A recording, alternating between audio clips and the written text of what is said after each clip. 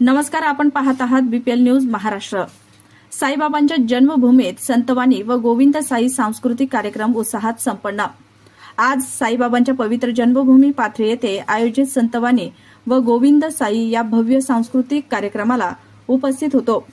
गोवा आणि महाराष्ट्राच्या सांस्कृतिक एकतेचा सुंदर संगम अनुभवायला मिळाला। गोमंतकीय कलाकारांनी सादर केलेल्या कला आणि नाट्य प्रयोगांनी उपस्थितांची मने जिंकले।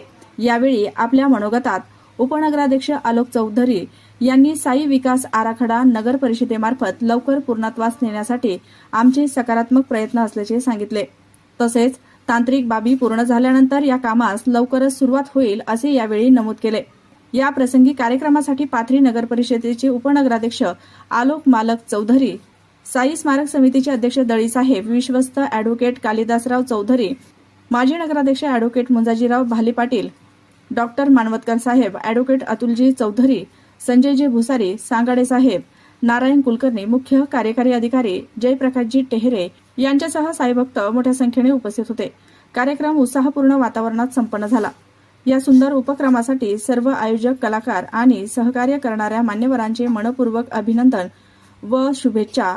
अशा सांस्कृतिक कार्यक्रमांमुळे समाजात एकात्मता, संस्कार आणि आपल्या परंपरेचे जतन अधिक दृढ होते। अशाच नवनवीन ताज्या घडामोडी, बातम्या व जाहिरातींसाठी बीपीएल न्यूज महाराष्ट्राला लाईक करा, शेअर करा आणि सबस्क्राईब करा। मुख्य संपादक Prakash Lalzare, mobile number 9860304473, BPL news Maharashtra, Pathri.